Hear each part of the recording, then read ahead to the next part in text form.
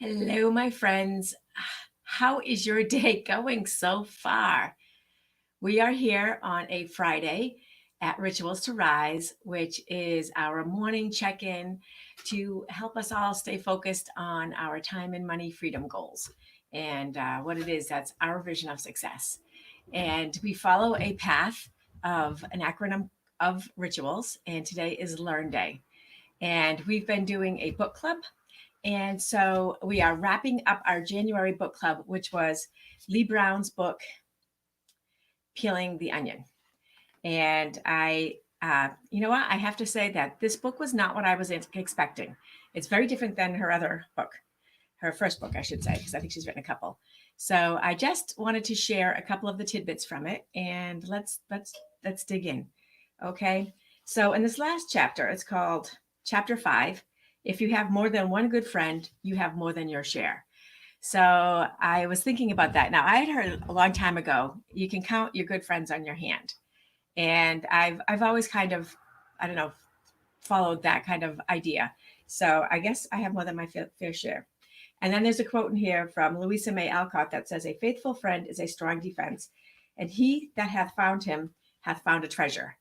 And anyways, the idea on this is if we are working toward amplifying our message, trying to get a lot of followers, trying to get a lot of friends on Facebook, and yet we have on the other end of that scale, as far as that true good friend or that person that you can be yourself with and that cares and loves you for you, that's a huge swing.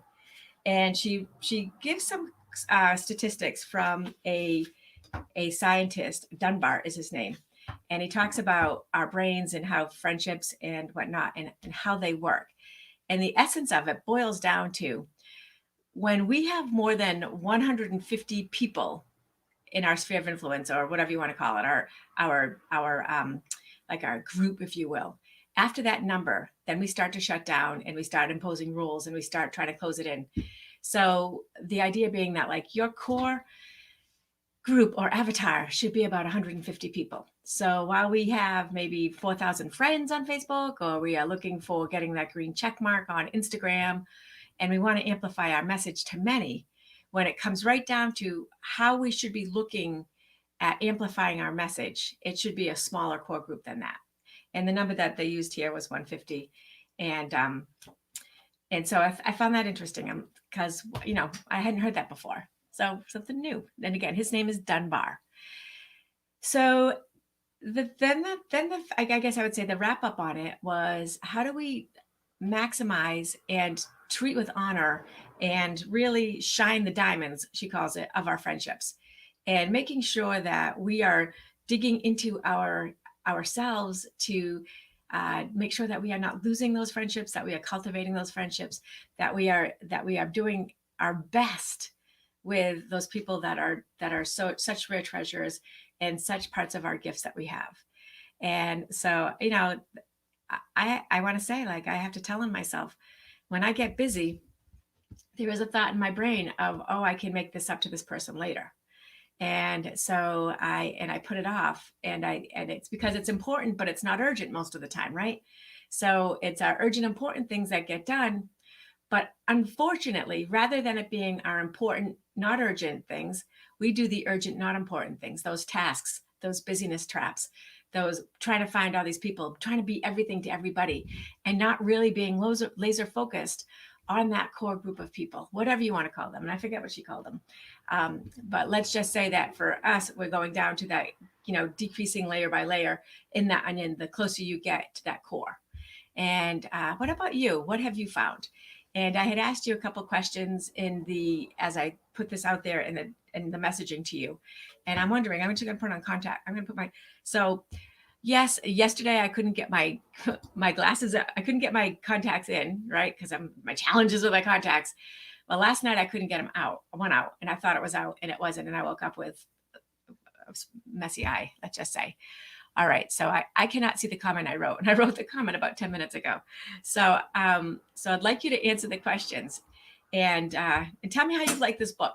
And even if you were not able to read the book and it wasn't something, I have it here at the office. This is my Agent Rising office, at 145 Fairhaven Road, Mattapoisett.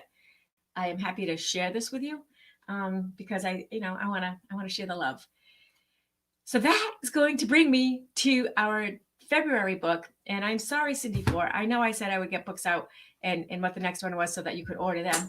But I do think you have enough time. We have another, we have some time before February actually starts, a couple days. And we have till next Friday to report on it. And I will say that this book that we're going to talk about, I've read it before. I've read it a long time ago. And it is The 5 Love Languages by Gary Chapman. So I want us to read the original, like the one that's just the 5 love languages. And I will post it. I have it ready to go to get posted for you. Because I found that one to be, I don't know, the most important. Like then he wrote the appreciation languages in the workplace. And I think I don't know, he changed up, he has a lot of spin-off books. And I did read them. I listened to them. I bought the audiobook for the appreciation languages.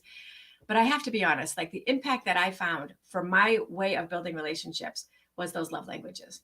And also, I'm sorry, but he took out the touch, right? And he changed it to, gosh, I can't remember what. So touch was gone when it went from the love language to the appreciation language. And especially now, I think that touch is important. And I think that touch is, I guess if we're getting creative because of the virus, right, there's other ways to touch other than physically touching. But even with physically touching, I think that that's something that we've just missed so much. And I'm worried about that. Anyways, Gary Chapman, The 5 Love Languages. It has been a book for me that has been transformational because it helps me understand that, my love language is not what other people's are. And my husband's and mine are completely different. And, when I can see and realize how I can express my love or appreciation for someone by figuring out what's important to them, it has really made a big difference. So I'm going to post that as soon as I jump off this. I would love to hear from how you are all doing. And good morning to you. And again, I will see as soon as I jump on Facebook who that was. I appreciate you guys so much. I am going away this weekend. So I'm going to practice that self-care and that reset in a big way. I am prepared for it. I am like wound up for this. All righty, my friends. I am so grateful for you. And I don't know, you are definitely on my hand.